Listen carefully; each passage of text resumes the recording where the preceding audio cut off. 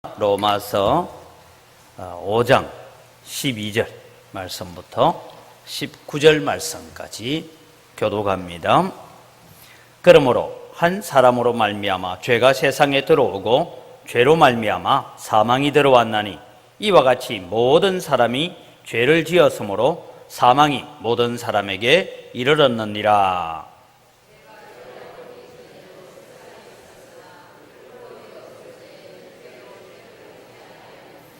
그러나 아담으로부터 모세까지 아담의 범죄와 같은 죄를 짓지 아니한 자들까지도 사망이 왕노릇하였나니 아담은 오실 자의 모형이라.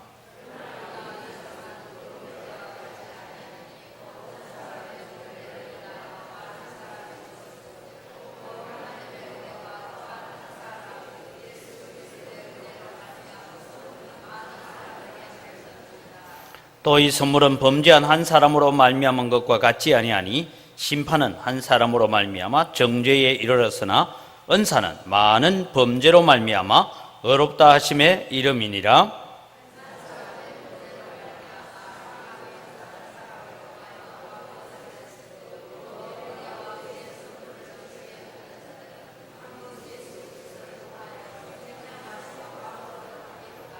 그런즉 한 범죄로 많은 사람이 정죄에 이른 것 같이 한 어려운 행위로 말미암아 많은 사람이 의롭다 하심을 받아 생명에 이르렀느니라. 제한의함으로 많은 사람이 죄인 된 것 같이 한 사람이 순종하심으로 많은 사람이 의인이 되리라. 아멘. 오늘 우리는 타락한 인간의 본성에 대해서 말씀을 배우려고 하는데, 오늘 읽었던 이 본문이 사실은 그 번역에 조금 문제가 있습니다.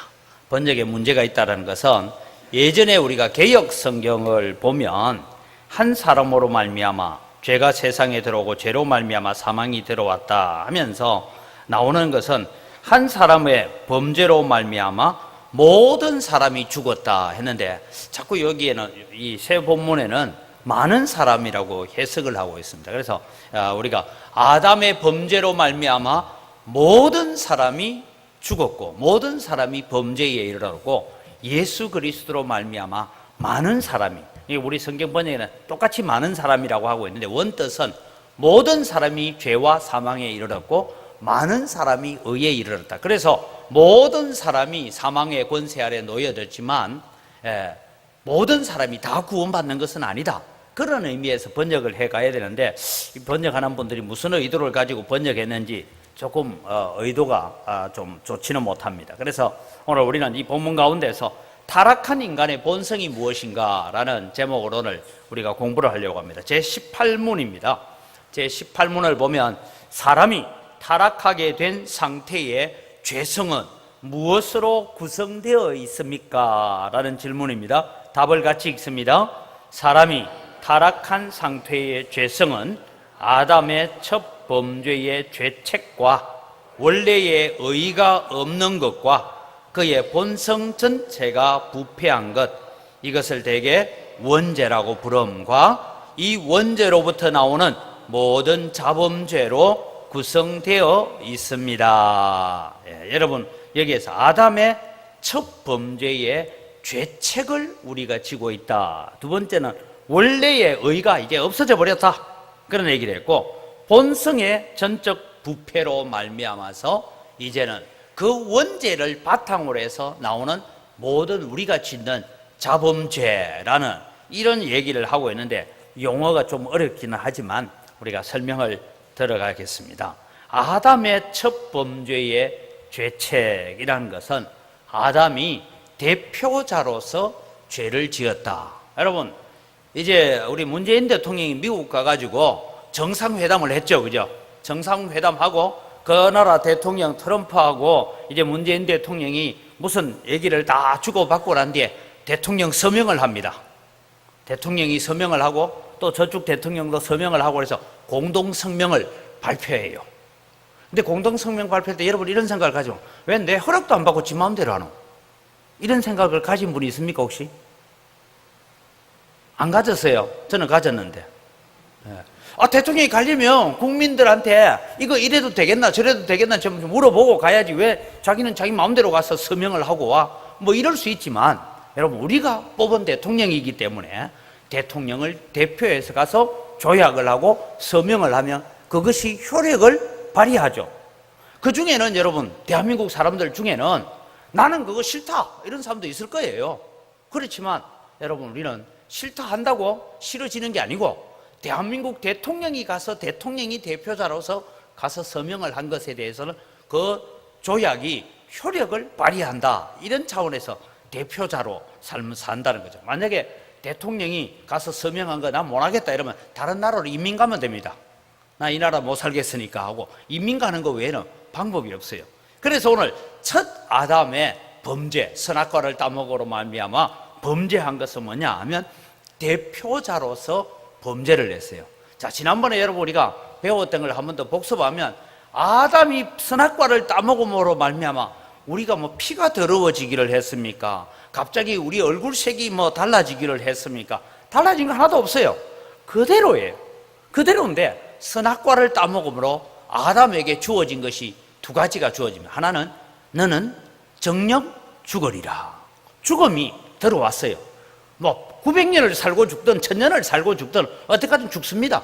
죽음이라는 것이 받아들여지게 됐어요. 그 죽음이 아담을 통해서 인류에게 들어왔는데 그 죽음으로부터 자유할 수 있는 사람은 아무도 없습니다. 물론 여러분, 우리는 뭐 에녹처럼 엘리야처럼 죽음을 보지 않고 천국으로 간 사람도 있지만 죽음으로부터 자유할 사람은 없죠. 그 다음에 또 하나는 뭔가 하면 에덴 동산에서 살아야 되는데 에덴 동산에서 추방을 받아서 바깥에서, 거기서부터 이제 새로운 인류가 시작되어지는, 에덴 동산 바깥의 삶이 시작되어지는 그런 죄책이 우리에게 주어져 있다, 그런 얘기입니다. 그래서 오늘 아까 읽었던 12절을 같이 한번 다시 읽습니다.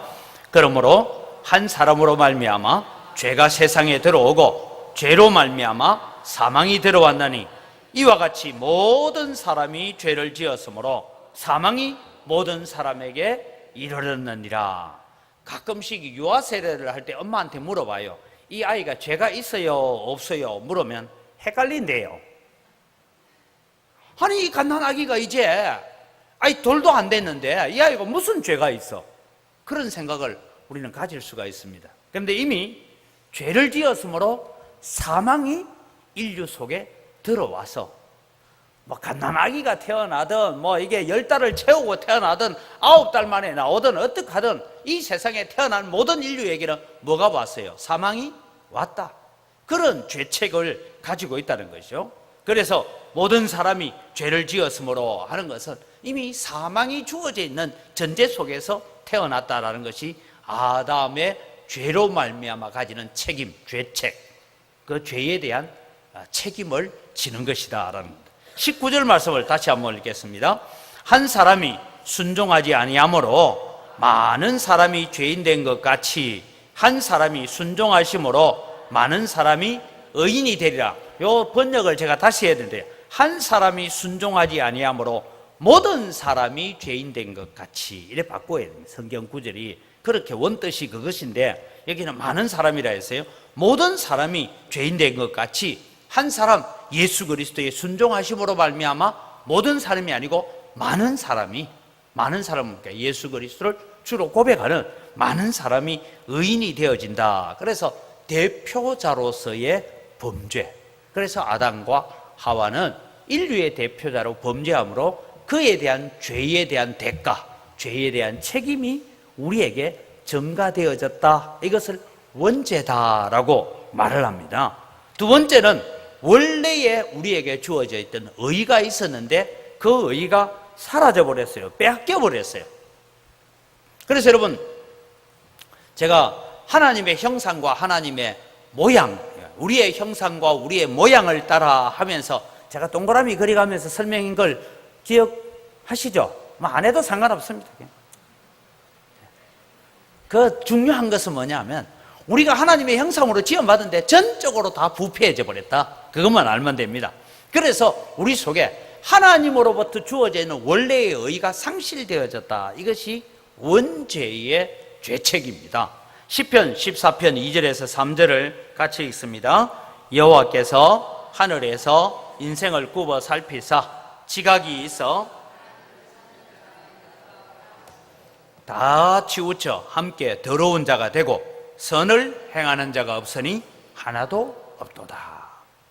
하나님께서 인류를 굽어 살피시면서 보시면서 지각이 있어서, 생각이 좀 제대로 되어 있어서 하나님을 찾는 자가 한 사람이라도 있는가 보고 찾아봤더니 있대요, 없대요? 다 치우쳐서 함께 더러운 자가 되고 선을 행하는 자가 없으니 하나도 없도다. 그랬는데 우리가 여기 앉아 있다. 이것이 은혜인 줄 믿으시기 바랍니다. 예. 여러분, 우리는 자꾸 내가 예수 믿고 싶어서 믿었다고 생각하는데 아닙니다, 여러분. 내가 믿고 싶어서 믿은 게 아니에요. 하나님께 찾아오셔서 끊임없이 나를 설득하고 설명하고 이해해서, 여러분, 제가 전에 한번 그런 말씀 드렸잖아요.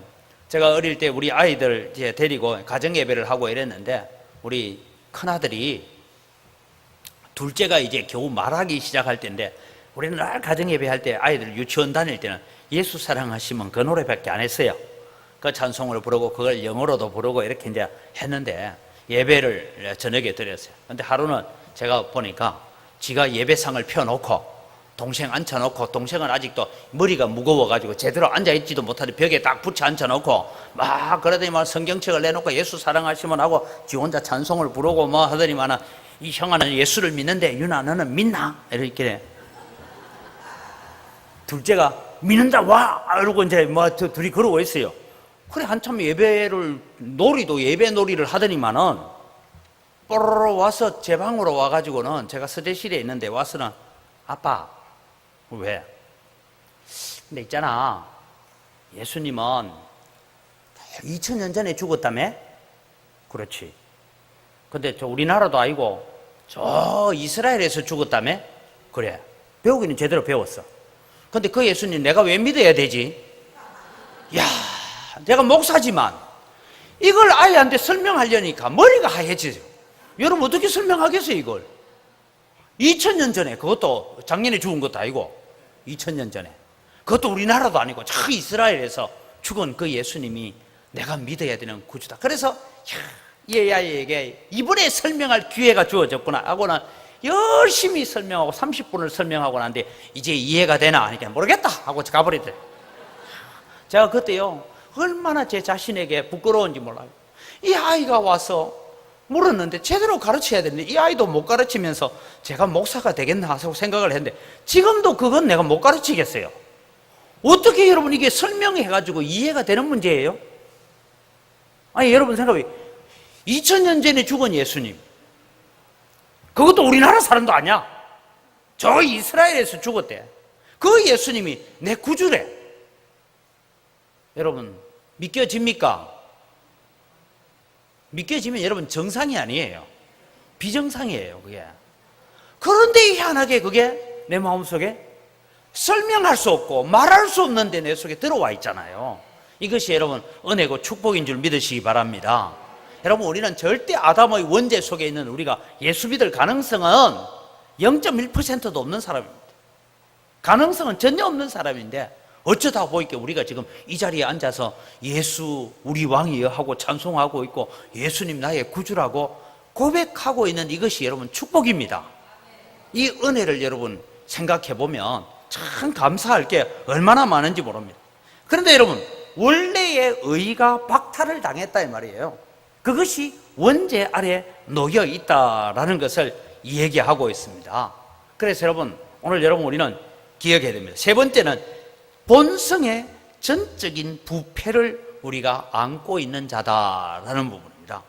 본성이 전적으로 부패하다 했는데 창세기 6장 5절에 보면 하나님께서 이제 물로서 심판하시기 전에 하시는 말씀이 있습니다. 창세기 6장 5절요.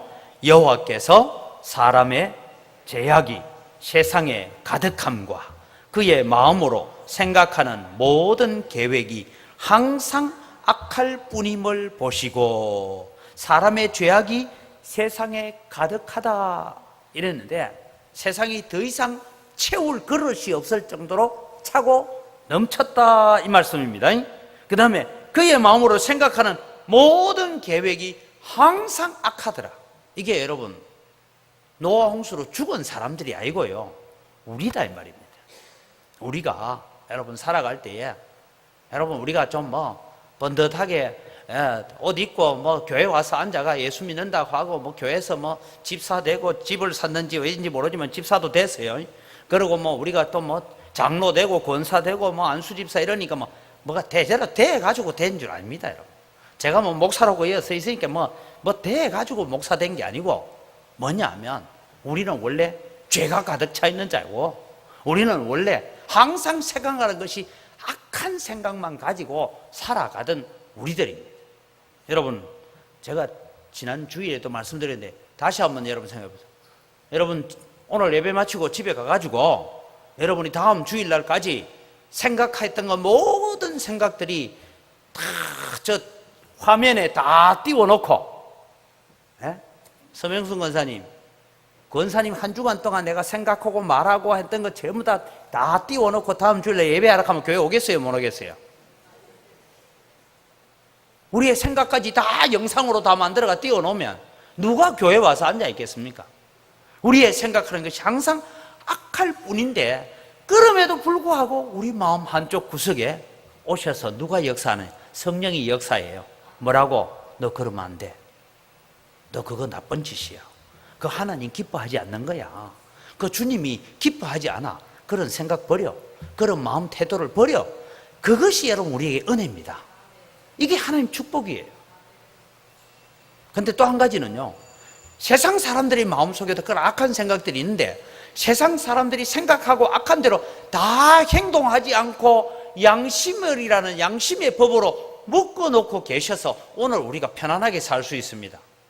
아이고, 제가 보니까요, 얼마 전에 여러분 인터넷이 빨리 안 된다고 수리해달라고 그때 인터넷 기사 오니까 일하고 있는데 그냥 뒤에서 죽여버렸어요. 근데 나중에 이 사람이 하는 말이 누가 와도 죽이려고 생각했다. 그러니까 게임을 하고 하는데 속도가 빨리 안 난다고 화가 났어. 여러분 만약에 생각해 보세요. 화난다고 지 마음대로 하는 사람 세상에 다 늘어나 놓으면 우리 교회에 올 수 있겠어요, 없겠어요? 그러니까 여러분 우리가 안전하게 살 수 있는 것도 하나님께서 그들의 마음을 딱 붙잡아 놓고 있어서 요즘은 저는 운전해 가다가도 절대 크랙션 잘 안 울립니다. 왜냐하면 이게 앞에서 확 끼어 들어와가 깜짝 놀랐어요. 얼마 전에도 신방 가다가 전도사님하고 같이 신방 가는데 골목에서 확 튀어나온대요. 야, 제가 운전 잘하긴 잘했다. 샥 피해가지고 샥 이래가지고. 근데 여러분 성질 나요, 안 나요? 제가 그냥 그대로 직진 했으면 그냥 부딪혔어요. 그런데 욕이 튀어나와도 옆에 제 아내가 있고 전도사님인데 욕도 못하겠고 저런 게 있노 이랬는데 나중에 차 대놓고 야, 운전 왜 그따구로 하면 절대 하지 마세요. 도끼 들고 나온대. 쥐가 잘못해놓고 막 도끼 들고 나오고 막 성질난다. 야, 세상이 이런 세상이에요. 그런데 여러분 세상 모든 사람들이 다 도끼들 들고 만들었으면 우리 다 죽었어요. 그래서 하나님께서 그런 부패한 가운데서도 하나님이 그들을 양심을 붙들고 계셔서 우리가 살 수 있습니다.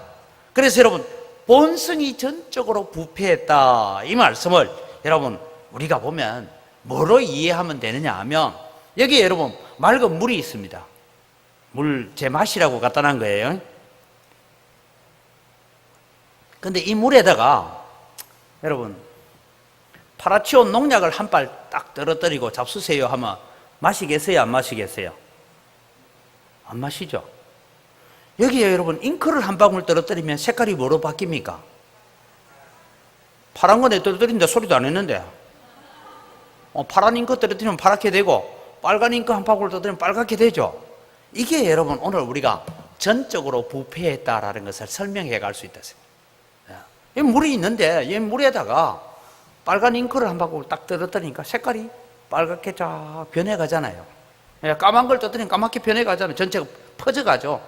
이것이 여러분 오늘 우리가 전적 부패라는 개념을 우리가 이해하는데 여러분 저는 그래서 우리가 흔히 성도들끼리도 그런 얘기를 합니다. 양심대로 좀 살아라 이런 얘기를 해요. 근데 여러분 저는 양심대로 살아라고 말 안 합니다. 왜냐하면 우리의 양심은 부패했어요. 왜냐하면 우리의 양심의 기준이라는 것은요, 사람마다 다 달라요. 어떤 사람은 거짓말 해놓고도 양심의 가책이 전혀 못 느끼는 사람이 있고요, 어떤 사람은 요만큼 거짓말하고 나면 거짓말했는데 막 쳐다보기만 해도 막 내를 바로 쳐다보기만 해도 내 거짓말인 거 알아들을까 싶은 그런 마음을 가진 사람이 있는가 하면, 어떤 사람은 막 그냥 막 거짓말을 밥 먹듯이 해도 막 예사로 사는 사람들 얼마나 많습니까? 그런데 여러분, 우리는 기억해요. 우리의 기준이 조금 더 깨끗하고 덜 깨끗하고 차이가 있을 뿐이지, 사실은 여러분, 우리는 전적으로 부패한 사람입니다. 그래서 저는 늘 그런 얘기합니다. 세상 사람들이 하는 말들이 있죠. 세상에 믿을 것이 못 되는 게 뭐라고요? 아이고, 이 백제 사람들은 그런 거 없는가 봐요. 세상에 못 믿을 게 누구라고 합니까? 사람이다 하죠. 세상에 절대 못 믿을 게 사람이다. 그건 여러분, 세상 사람들이 하는 얘기고요, 예수 믿는 사람들이 할 말은, 한번 따라 합시다. 세상에 믿지 못할 게 사람이다. 세상에 더 믿지 못할 게 내 마음이다. 맞죠? 여러분 마음 믿을 수 있어요? 예? 믿어도 되나요, 당신의 그 말을? 제가 보니까 제일 못 믿을 게 내 마음이다. 왜? 다짐도 해보고 결심도 해보고 하나님 앞에 눈물도 흘려보고 기도도 해봤는데 잘 안 되더라고요. 그게 잘 안 돼. 이러지 말아야지 하고 몇 번을 새벽에 엎드려서 고개를 절레절레 흔들면서 몸부림쳐 봤는데 안 됩니다. 안 돼. 그래서 제가 내린 결론이, 세상에 제일 못 믿을 게 내 마음이구나. 여러분, 우리가 이것 인식 못하면 아직도 하나님 은혜 앞에 제대로 이르지 못한 자입니다. 천하에 못 믿을 게 내구나. 그렇게 돼야 우리가 하나님 앞에 가까이 나아가기 위해서 애써야 됩니다. 다른 사람은 다 못 믿을 것인데 나는 괜찮다 생각하면 아직도 성령의 은혜가 뭔지를 모르는 사람이에요. 고개를 끄덕이는 분들은 다 진실하신 분이고, 가만히 계시는 분들은 양심을 속이고 있는 분들이에요. 다 맞잖아요. 정말 못 믿을 게 내 마음이더라고.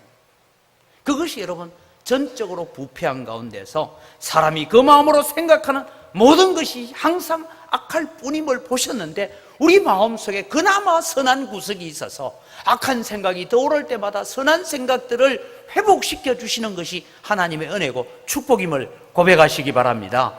그걸 가지고 감사해야 돼요. 그 다음에 봅시다. 이러한 원죄를 가지고 있는데 이 원죄로 말미암아서 나오는 자범죄가 있습니다. 이 자범죄가 뭐냐 하면 인격의 부패고 생각의 부패함과 행동의 부패함을 가져오더라 이 말입니다. 여러분, 부탁하건대요, 절대 이 목사를 믿지 마시고, 절대 교회 옆에 같은 권사님이라고 믿지 마세요. 근데 자기 자신을 믿지 마세요. 내 마음을 믿지 마세요.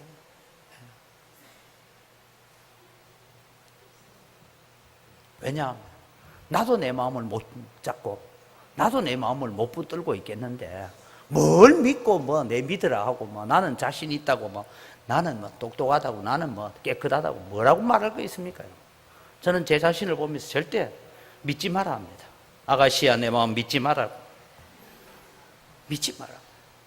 그게 여러분, 오늘 우리가 주님 앞에 고백할 수 있는, 정말 하나님 앞에 엎드려서 다른 사람 때문에 몸부림치는 것이 아니라 내가 내 자신을 믿지 못하는 것 때문에 몸부림치는, 그것이 여러분 인격의 부패를 가져오고 생각의 부패를 가져오고 행동의 부패를 가져오는데요, 마태복음 15장 19절을 같이 봅니다. 마음에서 나오는 것은 악한 생각과 살인과 간음과 음란과 도둑질과 거짓 증언과 비방이니. 예수님께서 이 말씀할 때 입으로 들어가는 것이 사람을 더럽게 하는 것이 아니고 그 사람의 입에서 나오는 것이 사람을 더럽게 한다 하시면서 사람의 그 악한 생각, 살인과 간음과 음란과 도둑질과 거짓 증언과 비방이 우리 입술에서 끊임없이 나오고 있다. 그래서 이 원죄라는 것은 뭐냐면 사람의 마음밭에 뿌려진 죄의 씨앗들이 있어서 이것들이 이렇게 계속해서 열매로 나오고 있다는 것을 가르쳐주고 있는 것입니다. 그래서 야고보서 1장 14절 15절은 이런 원죄를 가지고 있는 우리를 향하여 이런 말씀을 하고 있습니다. 오직 각 사람이 시험을 받는 것은 자기 욕심에 끌려 미혹됨이니 욕심이 잉태한 적 죄를 낳고 죄가 장성한 적 사망을 낳느니라. 여러분 기억해야 됩니다. 각 사람이 시험을 받는 것은 자기 욕심에 끌려서 미혹되기 때문에 시험 받는다. 여러분 그래서 가끔씩 성도들 가운데서도 목사님 제가 시험 들었어요 라고 하는 사람들을 보면요, 다 남 때문에 누구 때문에 말 때문에 뭐 이렇게 시험 들었다 하지만 결국은 뭐가 있었어요? 네? 욕심이 있었어. 그 욕심 때문에 시험 드는 거예요. 네? 그걸 여러분 잊지 말아야 돼요. 우리는 자꾸 남 탓하는데 남 탓이 아니라 내 탓을 먼저 해야 돼요. 내 마음에 그런 욕심이 있어서 시험이 들게 되어 있어요. 그런데 여러분 욕심은 죄가 아닙니다. 여러분 점심 다 드셨죠? 그래도 여기다가 어디 김이 모락모락하는 빵을 갖다 놓으면 먹고 싶죠? 그죠? 배가 불러도 먹고 싶어요. 그 먹고 싶다는 욕심은 죄가 아니에요. 배가 고플 때 지나가니까 아이고 어디에 만두집에 김이 모락모락 하나 먹고 싶다. 돈은 없고 여기까지는 죄가 아니에요. 근데 요건 죄예요. 이제 돈은 없는데 먹고는 싶어서 주인이 들어갈 때 하나 이래 볼까? 이런 마음이 드는 것은 이제 죄예요. 그래서 욕심이 잉태한다. 욕심이 잉태한다는 것은 내 속에 자리를 틀고 앉아서 그것을 계속 키워가는 것은 죄입니다, 여러분. 그래서 여러분 우리는 문득문득 생각으로 지나가는 욕심들을 버릴 수는 없지만 그것이 내 마음속에 자리를 틀고 앉아서 그것이 싹을 트지 못하도록 할 일은 누가 할 일이에요? 내가 할 일이에요. 그래서 그런 욕심들을 가지고 육체의 정욕과 안목의 정욕과 이생의 자랑을 십자가에 못 박아 놓고 주님 앞에 몸부림치는데 어떻게 해야 되냐? 바울 사도처럼 오라 나는 공고한 사람이로다. 누가 이 사망의 몸에서 나를 건져내랴. 내 속에 두 가지 욕심이 있는데 하나는 성령의 욕심이고 하나는 육체의 욕심이 있는데 언제나 육체의 욕심이 성령의 욕심을 이기더라 이 말이에요. 바울도 그랬어요. 고백을. 그래서 자기를 두고 오라 나는 공고한 사람이다. 이 사망의 몸에서 나를 좀 건져내는 방법이 없을까? 그러면서 하나님의 은혜를 바라보고 있는 그런 바울의 모습을 보게 됩니다. 이 원죄로 말미암아서 자범죄가 일어나고 그 자범죄로 육체의 비참함을 가져오게 되었습니다. 우리의 육체의 비참함은 죽음이 오게 되고 땅이 저주를 받고 수고와 고통이 따라야 되는 육체의 비참함이 우리에게 주어지고 심령의 비참함이 우리에게 주어지는데 그것은 자꾸만 하나님의 얼굴을 피하려고 하는 것이 심령의 비참함입니다. 다르게 말씀하면 하나님의 말씀 듣는 것을 자꾸 거리가 멀어지고 있으면 아하 내가 지금 심령이 비참한 상태에 있다 이래 보면 돼요. 하나님의 말씀을 듣기를 싫어하는 것이 심령의 비참함입니다. 그 다음에 영과 육의 죽음을 우리에게 가져오는데 그것은 하나님과의 영원한 분리를 얘기하는 거예요. 이 세상에 가장 비참한 것이 뭡니까? 하나님과 분리되는 거예요. 하나님과 영원한 분리가 되는 것이 가장 비참합니다. 이것이 죄의 결과로 말미암아 주어진 것인데 그럼에도 불구하고 오늘 우리가 이 자리에서 하나님을 찬양하고 이 자리에서 하나님께 영광 돌리는 자리로 아직도 남아있다는 것이 은혜고 감사하고 하나님의 축복이구나라고 깨닫고 주님 앞에 살아가는 여러분 되시기를 바랍니다. 이 시간 우리는 함께 기도하면서 우리는 타락한 인간의 본성을 가지고 있는 자입니다. 하나님 내 힘과 결심 절대 믿지 못합니다. 주의 성령이 오셔서 나를 도와주시고 나를 붙잡아 주지 아니하시면 나는 한순간도 살 수 없사오니 주의 성령으로 나를 붙잡아 주시고 말씀으로 날마다 나를 깨우쳐 주옵소서. 우리 함께 기도하겠습니다. 살아계신 아버지 하나님, 은혜를 이 시간 감사합니다.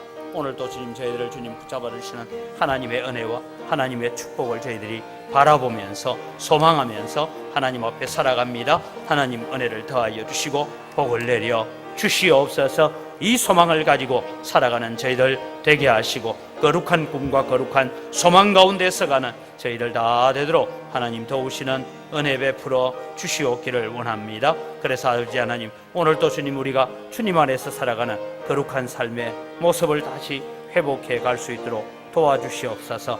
우리 힘으로 우리 지혜로 할 수 없습니다. 주의 성령이 오셔서 나를 도우셔야 됩니다. 하나님 함께하여 주시고 오늘도 그의 피로 말미암아 씻은 바 되어지고 깨끗한 바 되어지는 믿음의 삶을 살게 하여 주시옵소서.